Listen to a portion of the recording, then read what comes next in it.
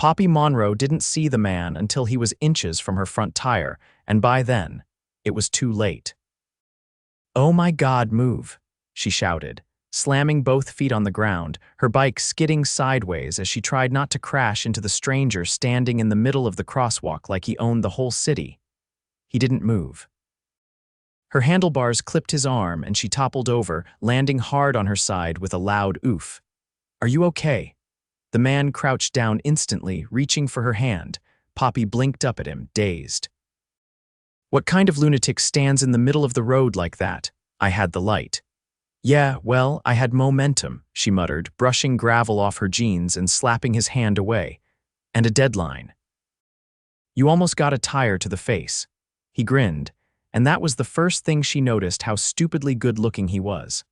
Tousled dark hair, dark blue eyes, a strong jaw, and a gray fitted t-shirt that did nothing to hide the broad chest underneath.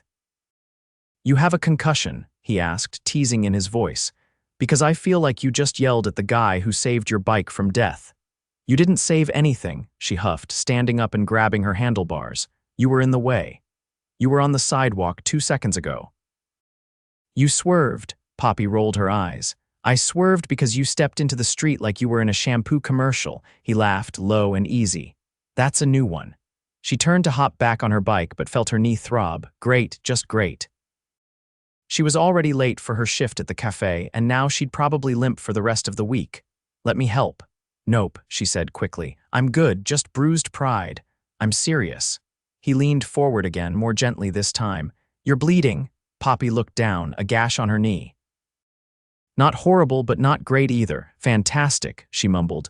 "Do you have somewhere to be?" he asked. She narrowed her eyes. "Why?" "Because I've got a first aid kit in my car. Let me patch that up before you bleed all over the city." "No thanks, stranger danger," he half laughed. "Fair." "I'm Holden, not a serial killer, just a guy with a conscience and maybe a little guilt." "Poppy," she sighed, eyeing his outstretched hand. She took it reluctantly, surprised at the warmth of his grip. "And I still don't trust you. Let me prove I'm harmless." "Come with me to the corner, my car's right there." Poppy hesitated, then followed him. His car turned out to be a sleek black Aston Martin parked like it belonged outside Buckingham Palace. She blinked. "Okay. You're either rich or really good at boosting cars." "Option A," he said casually, pulling open the passenger door and grabbing a small emergency kit from the glove compartment. "Sit." Poppy sat on the edge of the seat reluctantly, watching as he knelt and cleaned the scrape on her knee with careful hands. "You do this often?" she asked, trying not to wince from the sting of the antiseptic. "Patch up girls I nearly collide with." "Only on Thursdays." "Lucky me," she muttered. He looked up at her then, a softness in his eyes that made her chest twist for no good reason. "You okay now?" "Yeah," she said, voice quieter. "Thanks. You sure you're not concussed? You're being nice now," she laughed despite herself. "Don't push your luck." He closed the kit and stood up, brushing off his jeans. "Where were you headed?" "Work. Cafe down on 5th. "I can drop you off." Poppy raised an eyebrow. "You offering rides to all the women you almost get flattened by, only the ones with attitude," he said easily. She stared at him. "I'll walk. Suit yourself," he said. "But let me at least walk you there, just to make sure you don't collapse from blood loss or rage." Against her better judgment, she let him. They walked the 4 blocks to her cafe in mostly silence, except for a few sarcastic jabs and his quiet chuckle every time she tried to walk faster than him and failed because of her knee. When they reached the cafe's front door, she turned to him. "Well, thanks for the patch-up. And for not suing me," he smiled. "I'm glad you didn't actually run me over. That would have made things awkward. Only if you lived." He laughed again, and something about the sound made her stomach flip. "Maybe I'll see you around, Poppy." "Not likely," she said, pushing open the cafe door and limping inside, but she did. 3 days later, he was sitting at one of her tables. "Seriously," she whispered as she walked over. "You're stalking me now. It's lunch," he said, folding the menu. "And you make a mean cappuccino." She crossed her arms. "How'd you even know I worked here? You said 5th. You limped this way. I did the math." "Creepy math," he smiled. "You're still limping." "Yeah, thanks to you. I feel obligated to make it up to you." "Oh no, we're not starting that again." "I'm serious," he said, leaning forward. "Let me take you to dinner." Poppy blinked. What, dinner? You know, that thing people do when they want to talk without a counter between them. She stared at him. You could be a psycho, he grinned. Maybe, but I make great conversation, she hesitated. And then somehow she found herself saying, one dinner. That's it, deal. Dinner turned out to be nothing like she imagined. He picked her up in the same sleek car, but this time dressed in a charcoal button-up and black slacks. They drove across the city to a rooftop restaurant overlooking the skyline, where waiters greeted him by name and the maitre d' offered them the best table without a reservation. Poppy stared. Do you own this place? No, he said, then added with a shrug, just invested in it. She stared harder. Wait, what do you actually do? He sipped his wine, eyes on hers. You'll find out, eventually. She leaned back in her chair. Mysterious. That's not suspicious at all. Would it help if I said I'm not a drug lord? Barely. The view was stunning, the food ridiculous, 5 courses, each more complicated than the last. He watched her eat with a quiet amusement, as if he liked seeing her surprised.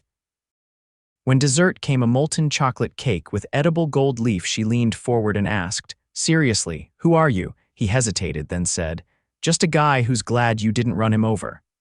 Poppy rolled her eyes but couldn't stop the smile that tugged at her lips. They talked for hours. About everything. Her art degree she hadn't used, his love for cars, her dreams of owning her own studio, his reluctance to talk about his family. By the end of the night, she felt like she'd known him for weeks. When he drove her home, he didn't kiss her, just looked at her like he wanted to. Night, Poppy. She stared after him as he pulled away. She didn't know who Holden really was, but she was starting to care anyway. Poppy didn't expect to see him again. Not because she didn't want to, though, she told herself that was the reason, but because men like Holden didn't linger. They were the kind of men who dazzled you with rooftop dinners and edible gold, made your pulse flicker with a single look, and then vanished into whatever elite corner of the world they came from. But she was wrong. He came back, not just once. Not as a casual drop-in. Every afternoon for the next week, Holden occupied the same corner seat at the cafe. Always alone. Always with a book he never seemed to read. And always with the same look on his face when she approached, like she was the only thing worth paying attention to.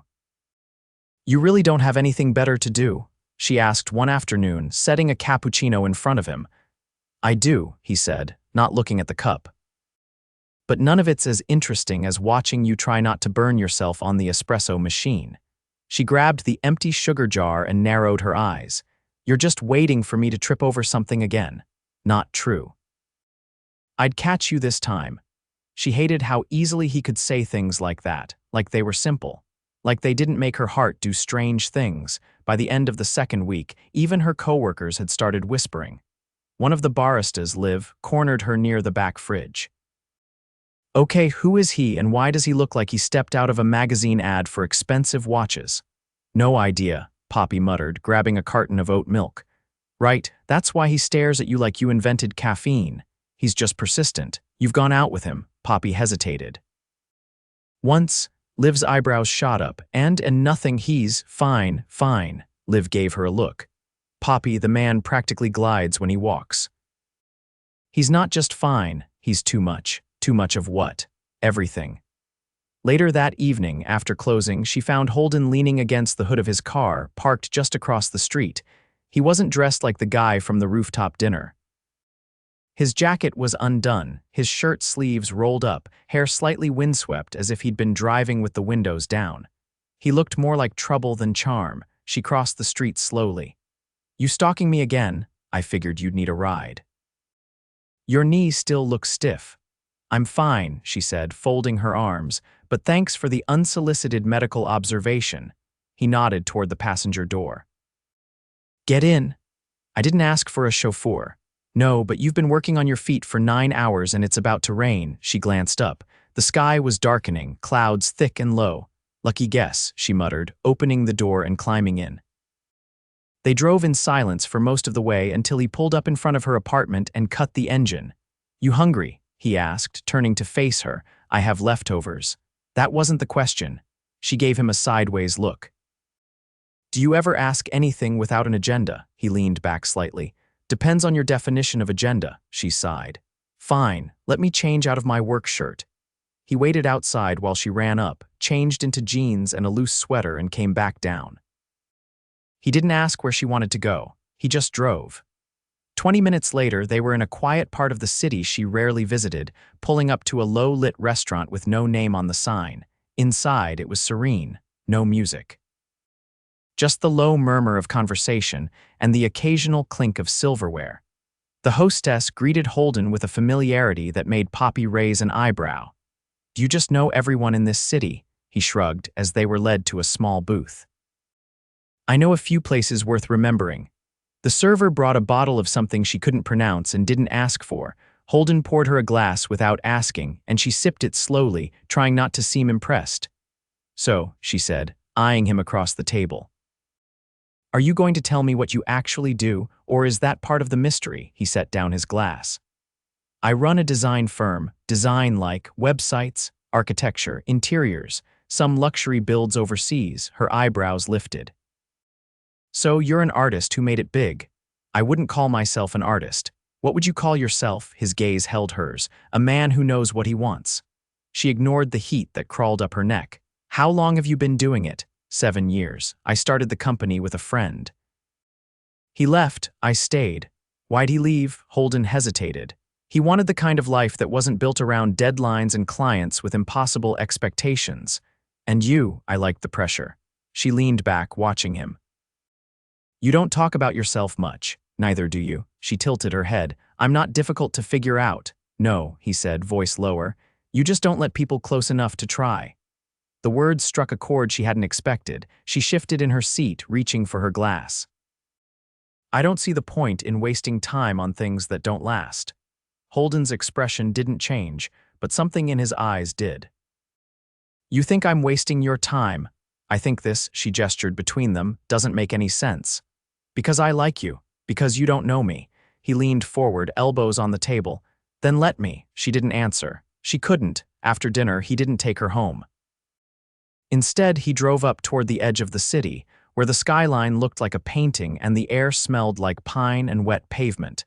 He parked near a lookout and killed the engine. She stared at the view. "You do this often."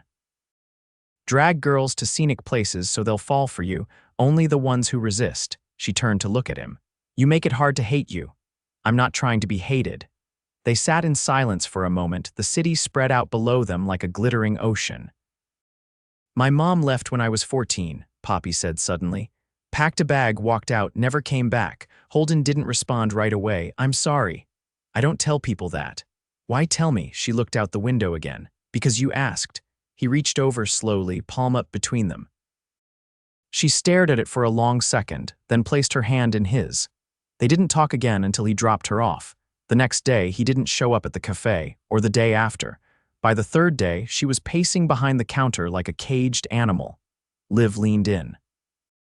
"Trouble in paradise," he probably had work. "Or a wife and 3 kids, Liv offered. Poppy shot her a look. That night, she went to the same overlook. His car wasn't there. The next morning, she found a note tucked under the window wiper of her bike, 3 words, no signature. "I'll explain soon."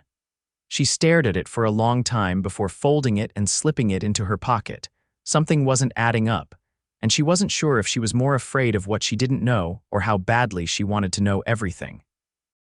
Poppy stared at the note again, the paper creased from how many times she'd unfolded and refolded it. 3 words. That was all he'd left her.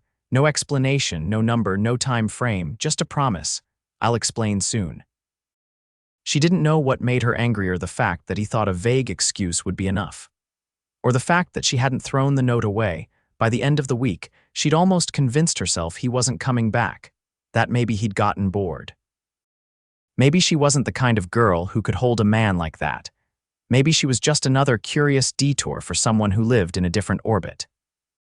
But then a black sedan pulled up outside the cafe on Saturday evening, just after the last customer left, and the chairs were being flipped onto the tables. It wasn't the Aston Martin. This car was sleeker, darker, and didn't belong on their block. The driver stepped out first, tall, suited, earpiece in one ear, and opened the back door like this was some kind of high-stakes political extraction. And then Holden stepped out. He didn't look like the man she'd met in a crosswalk, or the one who'd bandaged her knee. This Holden wore a tailored navy suit and a black dress shirt, no tie. His hair was neater, his jaw sharper. He looked like every part of his life was pressed, polished, and sealed with money. Poppy's hands froze on the espresso machine's handle. "You've got to be kidding," Liv muttered from behind her. "Is that—" "Yeah," Poppy said under her breath. "That's him." Holden walked straight in, ignoring the lingering stares from staff and customers alike. His eyes locked on Poppy's like there hadn't been days of silence between them. "I need 5 minutes," he said. She didn't answer. Just walked around the counter, untied her apron, and headed for the back door. He followed. They ended up in the alley behind the cafe. The sky was turning amber, the air heavy with the smell of roasted beans and exhaust. "You disappeared," she said flatly, arms crossed. "I didn't mean to." "You didn't mean to vanish for a week without a word." I left a note. She gave him a look that could have frozen pavement. "You think 3 words on a windshield counts as an explanation?" He took a breath. "I had to go to DC on short notice. A meeting about a project I've been trying to kill for months was suddenly back on the table. I couldn't miss it. You couldn't text. I didn't think it would be enough. So you decided disappearing was better." He ran a hand through his hair, the first sign that the polished exterior had cracks. "Poppy, I'm not used to needing to explain myself. That's not an excuse. That's avoidance." "I know." His voice softened. "And I'm sorry." She stared at him, trying to decide if the apology was real or just another smooth deflection. "You look different. I had a meeting before this." "No, you look like someone I wouldn't have believed if you told me you lived on another planet." He glanced down, then back up at her. "There's something I need to tell you." She waited, heart pounding harder than she wanted it to. "I didn't lie," he said slowly, "but I didn't tell you everything either. I run a design firm, yes, but it's not just some startup. It's one of the top 3 in the country. I have offices in London, Tokyo, and Dubai. I've been in Forbes twice." She blinked. "Why would you hide that?" "Because people treat you differently when they know. Everything becomes about the money. The attention, the power. I didn't want that with you. You think I care about any of that?" "No." He stepped closer. "That's exactly why I didn't want to ruin it." She looked away, her voice low. "So this was you slumming it? Seeing how the other half lives?" "No," he said sharply. "This was me trying to be seen for something other than a number on a bank statement." She didn't answer right away. Her pulse was still roaring in her ears. "I don't care how much money you have," she said finally. "But I do care if I can trust you. You can." "Can I? Because right now I don't know what's real and what's carefully curated." He reached into his pocket and pulled out a small black card, sleek, blank on one side, on the other a single embossed logo. "This is the key card to my office. It opens every door. Elevators, vaults, conference rooms. No one outside of my executive team has one." She took it slowly. "What am I supposed to do with this? Come see the truth for yourself." She looked at the card, then at him. "You're serious? I want you to see what I've built. Not just the surface stuff, the real foundation. And if I say no, I won't stop coming back." She didn't answer, but she didn't give the card back either. That night, she didn't sleep. The next morning, curiosity won. She showed up at the address printed on the side of the cardholder. A glass high-rise in Midtown. Security waved her through the moment she held up the card. The elevator opened directly into a penthouse-level office with 30-foot windows, marble floors, and an entire wall devoted to scale models of buildings she'd seen in architecture magazines. Holden was already there in shirt sleeves, hands in his pockets as he watched her take it all in.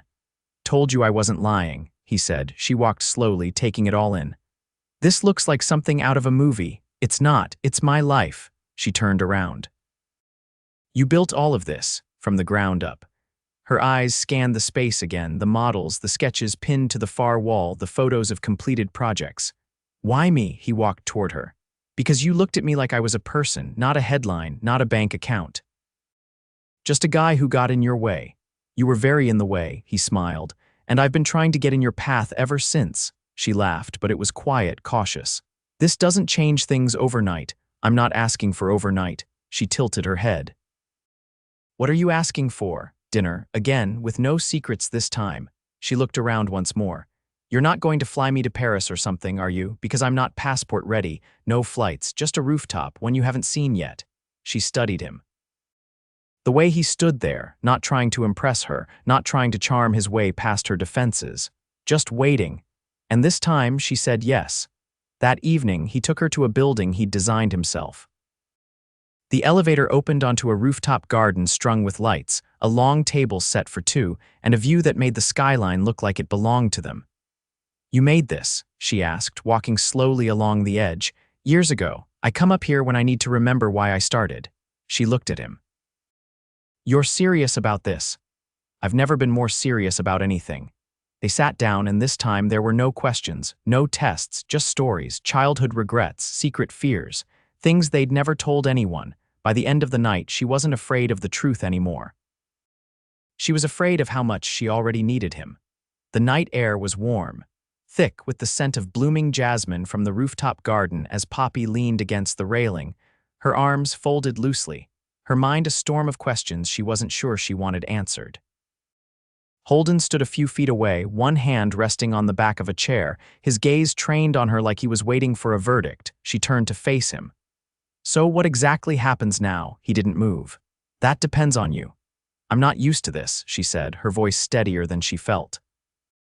"Being, whatever this is, with someone like you. Someone like me. Someone who has a driver, private security, and buildings with his name on them." Holden walked toward her slowly, stopping just close enough that she could feel the heat of him. "I don't care about any of that when I'm with you." She studied him. Not the suit, not the perfectly combed hair, but the way he looked at her like none of that mattered. Like she wasn't just some impulsive girl who almost flattened him in a crosswalk. "You're not wearing the armor tonight," she said quietly. "What armor?" The silence. "The mystery. You always seem like you're 10 steps ahead of everyone, but tonight you're here, just here." He nodded once. "I'm tired of hiding." "Then don't."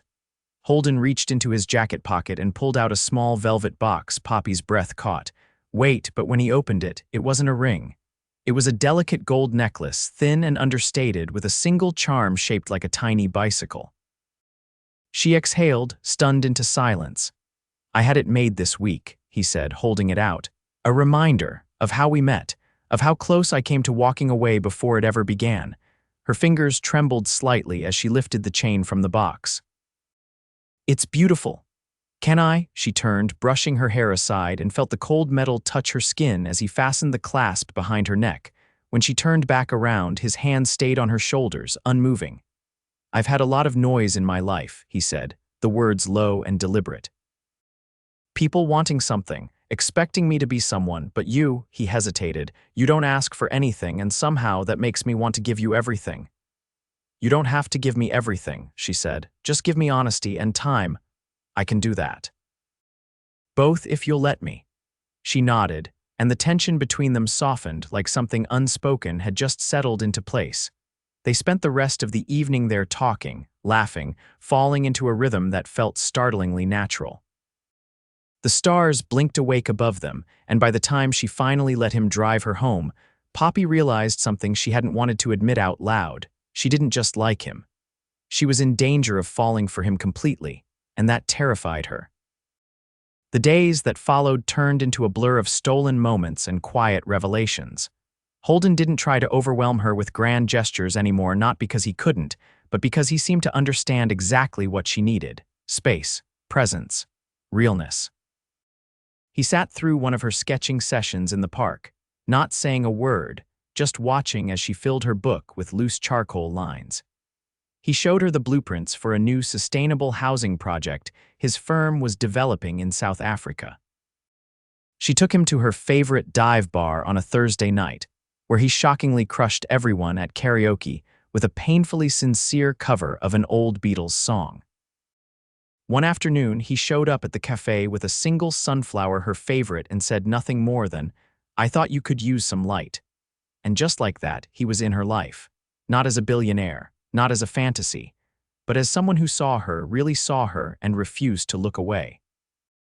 Still, she couldn't shake the feeling that something was looming. Late one night, Poppy sat alone in her apartment, flipping through her sketchbook. Her fingers paused on the page with the quick pencil rendering she'd done of Holden on the rooftop. Back turned, the city stretching out before him. She stared at it for a long time, then reached for her phone. She called him. He picked up on the first ring. "I'm scared," she said without preamble. There was a pause on the line. "Of what? Of how fast this is happening, of how real it feels." "So am I," she closed her eyes. "What if it doesn't work? What if it does?" She let that settle. "Then come over. I'm already outside." She jumped up, ran to the window, and sure enough, his car was parked across the street. He stepped out when he saw her, holding up a paper bag. "I brought donuts," he said when she opened the door. "Figured we could be scared together." He stayed the night. They didn't sleep much, not because of anything physical, but because they talked about everything. About the things they wanted, the things they'd lost, the things they were still afraid to admit. And by sunrise, Poppy knew she wasn't falling anymore. She had already fallen. Several weeks later, Holden dragged her to a charity gala, one of those black tie affairs filled with people who wore wealth like perfume. She wore a simple navy gown he'd had delivered to her apartment days earlier. And when he saw her walk down the stairs, he didn't say a word, just extended his hand like she was the only woman in the room. The event was held in a glass ballroom overlooking the Hudson, chandeliers dripping from the ceiling, music soft and elegant. Poppy tried to blend in, but even she couldn't ignore the number of eyes on her. Whispers, curiosity. She leaned in. "Are they always like this? You mean curious about the woman who made me cancel 2 international trips just to stay in the city for her?" Her eyes widened. "You didn't." "I did. And you're just now telling me." "I didn't want to pressure you. I wanted to be where you were." She stared at him for a long moment, and then, without thinking, she kissed him. Right there in front of the room, in front of everyone, and when she pulled back, his eyes were alight with something she'd never seen before. "I have one more surprise," he murmured. She blinked. Now, he took her hand and led her to the center of the dance floor where the music slowed, the lights dimmed, and the world seemed to hush. And then, in front of hundreds of people, he dropped to one knee. She froze. "Holden, I meant to wait longer," he said, voice steady. "I had a whole plan. A beach, sunrise, something poetic. But the truth is, I can't wait anymore. You turned my life upside down the second you nearly ran me over, and somehow, that was the best thing that ever happened to me." He reached into his pocket and pulled out a ring, simple, elegant, breathtaking. "You said you weren't used to someone like me. But I've spent every day since trying to become someone you could trust, someone you could choose. So, choose me." Her heart thundered in her chest. "Marry me, Poppy Monroe." The room held its breath. She didn't.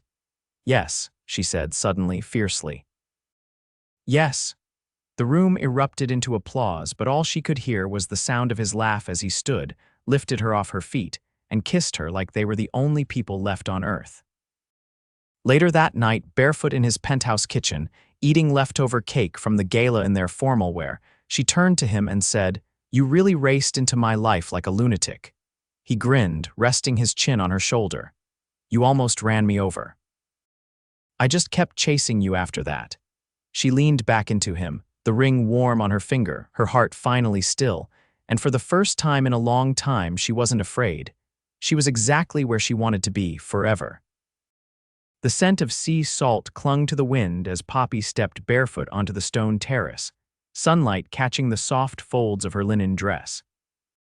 Below, waves rolled lazily against the curved edges of Holden's private Amalfi villa, a property she hadn't known existed until 2 days ago, when he'd told her to pack a bag and refused to elaborate further. She hadn't expected to fall in love with Italy so quickly. But then again, she hadn't expected most of this. The sun was rising over the cliffs, casting the sea in molten gold. Holden walked out behind her, towel slung over his shoulder, hair damp from an early swim. He dropped a kiss to her shoulder before circling to lean against the railing beside her. "Still not used to waking up here," she said softly. "Give it time," he replied. "We've got plenty." She glanced at him, brushing wind-swept hair from her face. "You're really not working this week. You say that like it's a miracle. It kind of is. I promised you I'd put us first. You did." Her gaze dropped to the ring on her finger, warm from the sun. "You keep doing that." Holden reached for her hand, brushing his thumb across her knuckles. "I meant every word I said." She leaned against him, letting the quiet settle between them. Ever since the proposal, things had shifted, not in a way that made her nervous, but in a way that made everything feel more rooted, like the ground beneath her had finally stopped shaking. They'd stayed in the city for another week after the gala, attending meetings, finalizing details on a new initiative Holden was launching to fund creative spaces for underprivileged youth. When he'd asked if she'd be willing to help design them, she hadn't hesitated. It was a perfect blend of her passion and his resources, and the first time she'd truly felt like they were building something together beyond just emotion. Back inside the villa, the chef Holden had insisted on hiring for the week, despite her protests was already preparing breakfast, the smell of rosemary and lemon drifting through the open glass doors. Poppy sat at the long wooden table under the pergola, watching as Holden handed her a cup of espresso before taking the seat beside her. "You know," she said, resting her elbow on the table, "there's a version of this I thought was impossible." "What kind?" "The kind where I love someone and don't feel like I'm giving up pieces of myself to do it. You never have to give up anything," he said. "Not with me. I know that now," she looked at him. "But I didn't before." Holden set his cup down. "I've watched people chase things their whole lives, money, reputation, control. I did it too, and I got it. But none of it meant anything until you came along. You're not just saying that? No. I didn't know what it meant to be seen until you. I didn't know what it meant to stop running." Her voice was quiet. "You're not running anymore." He reached across the table, took her hand, and held it firmly. "I don't need to. You're already here." That afternoon, they took the boat out, another surprise. Poppy had laughed when she saw it, a sleek, pale blue vessel with polished teak and a name painted in gold across the side, Collision. When she'd raised an eyebrow, Holden had only shrugged. It felt appropriate. The boat cut through the water like silk. She sat at the bow, feet stretched out, hair tangled in the breeze, while Holden steered with one hand and reached for her with the other whenever the water calmed enough for him to let go. They anchored in a quiet cove, cliffs rising high around them, water so clear it looked like glass. She dove in first, resurfacing with a laugh and a shout for him to follow. He did, and for the next hour they swam and floated and kissed, the sun baking their shoulders and time slipping by unnoticed. Back on board, wrapped in towels and lying beneath the canvas shade, she rested her head on his chest and listened to the steady beat of his heart. "Do you ever think about the future?" she asked, constantly. "What do you see? You, in every version." She tilted her face toward his. "Even the ones where I drag you to obscure art shows and make you eat street churros at 1 a.m, especially those. And you. What do you want?" He didn't hesitate. "A life. Not the kind that's scheduled and branded, the kind that's messy and loud and full of you." She swallowed, her voice catching slightly. "You're going to be a good husband." He kissed her temple. "You're going to be an incredible wife." That evening, back at the villa, she wandered into the study and found a stack of papers on the desk, design plans, sketches, and handwritten notes in Holden's tidy script. At the top was a project name, the Monroe Initiative. She blinked, reading the proposal. It was everything he'd mentioned and more: community centers across the country, each with creative workshops, art studios, and rotating exhibitions from local artists. Her name was listed under Creative Director. Holden stepped in behind her. "I was going to wait to show you." She turned slowly. "You named it after me. You inspired it." She stared at him, overwhelmed. "You want me to run this. I want to build it with you. I want to create something that lasts, something that gives back, something that proves that art matters. That you matter." Her eyes welled. "I don't know if I deserve all this." "You deserve more," he said, stepping forward, "and I plan to spend the rest of my life proving it to you." He kissed her then, slow and deep, the kind of kiss that made the world fall away. Later, as the stars blinked into the velvet sky, they lay curled together in bed, the windows open, the sound of the sea a lullaby. "Poppy.